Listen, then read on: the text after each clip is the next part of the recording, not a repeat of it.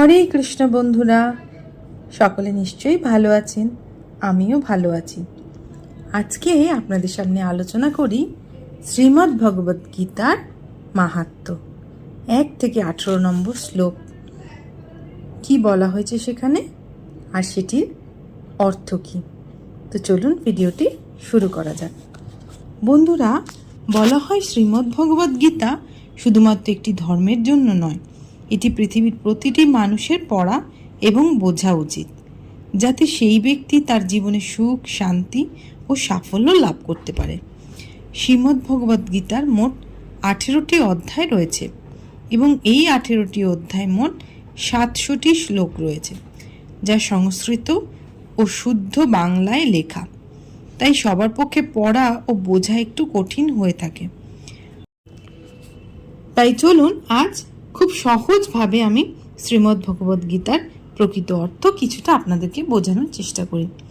আপনারা যদি পুরো ভিডিওটা প্রত্যেক দিন একবার করে শোনেন তাহলে কিন্তু অধিক ফল লাভ করতে পারবেন। আর যদি বুঝতে আর একটু ক্লিয়ার করে শুনতে আপনাদের মন চায় তাহলে হেডফোন ব্যবহার করবেন। শ্রীমদ্ ভগবদ গীতার অতীব মূল্যবান কিছু কথা এই ভিডিওর মাধ্যমে আমি আপনাদেরকে জানাবো। তো চলুন ভিডিওটি এখান থেকে শুরু করা যাক।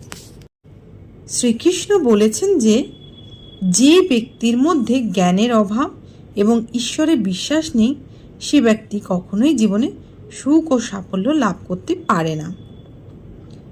কে কি করেছে, কিভাবে করেছে এবং কেন করেছে, এসব থেকে যত দূরে থাকবে ততই সুখী থাকবে।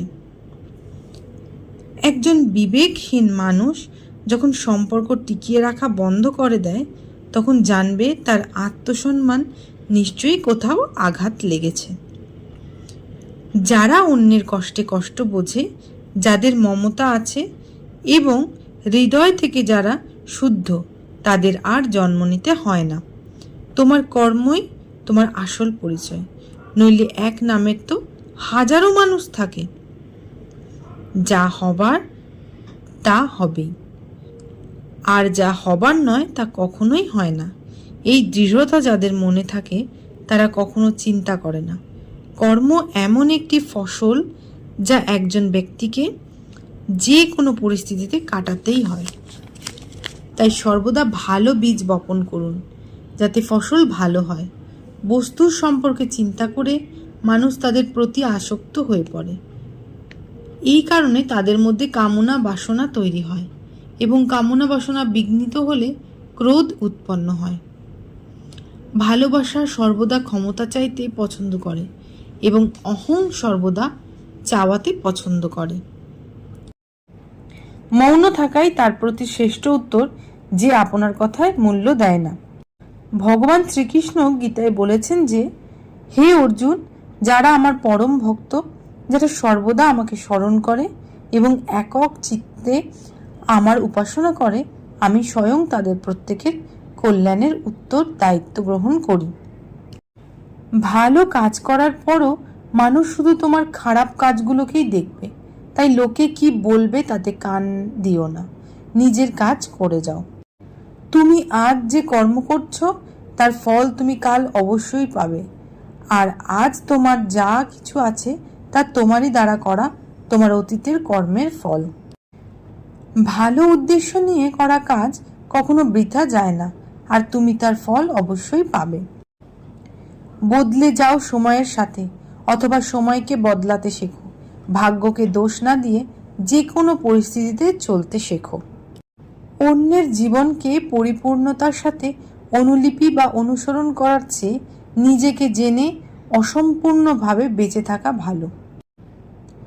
সংসারে কোনো মানুষই সর্বগুণ সম্পন্ন নিখুঁত নয়, তাই কিছু ত্রুটি উপেক্ষা করে তাদের প্রতি সম্পর্ক বজায় রাখো। কঠিন কর্ম সেটা নয় যার ফলাফল সর্বদা কঠিন হয়, তবে সঠিক কর্ম হলো সেটা যার উদ্দেশ্যে কখনো ভুল নয়। তোমার কেবল তোমার কর্ম করার উপরে অধিকার আছে, কিন্তু কর্মের ফলে তুমি অধিকারী নও। না তুমি নিজেকে তোমার কর্মের ফলের কারণ মনে করো, আর না কখনো কর্ম না করার প্রতি আসক্ত হও। যখন ভবিষ্যৎ অন্ধকার দেখবে শুরু করে, তখন তোমার বর্তমানের দিকে মনোনিবেশ করতে হবে। চেষ্টা করো, সমাধান বের করো, আজ না হলে কাল বের হবে। অর্জুনের তীরের মতো মরুভূমির থেকেও জল বেরিয়ে আসবে। যখন আমাদের মন দুর্বল হয় তখন পরিস্থিতি একটি সমস্যা হয়ে দাঁড়ায়, আর যখন মন স্থিতিশীল থাকে তখন পরিস্থিতি একটি পরীক্ষা হয়ে দাঁড়ায়, আর যখন আমাদের মন মজবুত হয় তখন পরিস্থিতির সুযোগ তৈরি করে। জীবনে সবচেয়ে বড় ভুল সেটাই যেটা থেকে আমরা কিছুই শিখি না। হে ভারতবংশী, দেহের মধ্যে থাকা জীবিতকে কখনো হত্যা করা যায় না, তাই কোনো জীবের জন্য তোমার দুঃখ করার দরকার নেই। সময় শেখায় জীবন কারোর জন্য অপেক্ষা করে না, আর না কারোর জন্য থামতে পারে। কেউ হতাশ হয়ে ছিন্ন ভিন্ন হয়ে যায়, আবার কেউ সংগ্রাম করে জ্বলে ওঠে।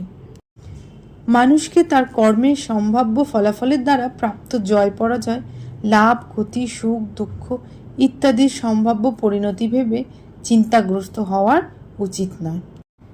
তুমি যদি তোমার ভুল থেকে কিছু শেখো তবে ভুলগুলি হবে তোমার সিঁড়ি, আর তুমি যদি না শেখো তবে ভুলগুলি সাগর হয়ে যাবে। সিদ্ধান্ত তোমার উপরে উঠবে নাকি ডুববে। মানুষের উচিত ফলাফলের চিন্তা না করে লোভ লালসা ছাড়াও নিঃস্বার্থ ন্যায় পরায়ণ হয়েও তার কর্তব্য পালন করা। যেমনভাবে আলোর জ্যোতি অন্ধকারে চকমক করে, ঠিক তেমনই সত্যও চকমক করে। তাই মানুষকে সর্বদা সত্যের পথেই চলা উচিত। মানুষ যেমন করে পুরনো বস্ত্র পরিত্যাগ করে, নতুন বস্ত্র পরিধান করে, ঠিক তেমনি আত্মাও পুরনো আশার শরীর পরিত্যাগ করে নতুন এক ভৌতিক শরীর ধারণ করে। সমস্যাগুলো ততটা শক্তিশালী নয় যতটা আমার মনে করি। কখনো শুনেছ অন্ধকার সকাল হতে দেয়নি?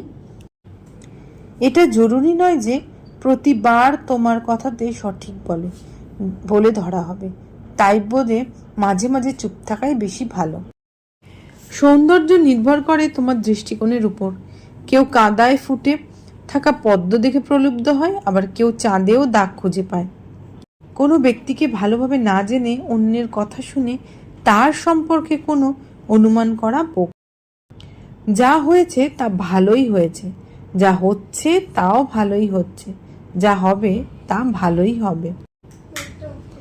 আমার তোমার ছোট বড় আপন পর মুছে ফেলো মন থেকে, তারপর সব কিছু তোমার হবে আর তুমি সবার হবে।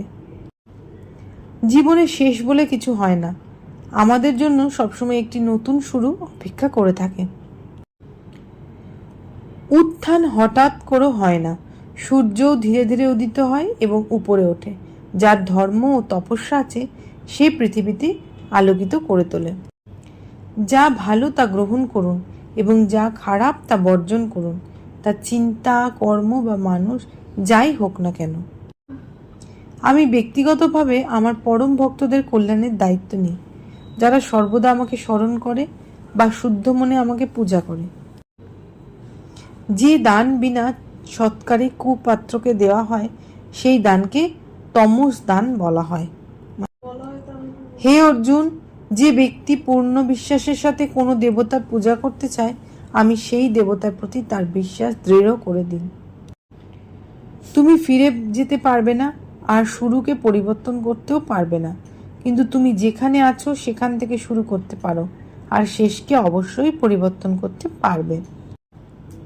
যখন আশা ভঙ্গ হতে শুরু করে আর কোনো পথ দেখা যায় না, তখন অবশ্যই একবার শ্রীমদ্ ভগবদ গীতার আশ্রয় নেবে।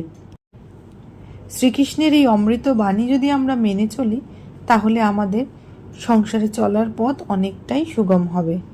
তো চলুন আজকের মতো ভিডিওটা এখানেই শেষ করছি। যদি আপনাদের ভালো লাগে তাহলে অবশ্যই চ্যানেলটাকে সাবস্ক্রাইব করে দেবেন আর সাথে থাকা বেল বাটনটা প্রেস করে দেবেন। আর কমেন্টে কিন্তু অবশ্যই হরে কৃষ্ণ লিখতে ভুলবেন না।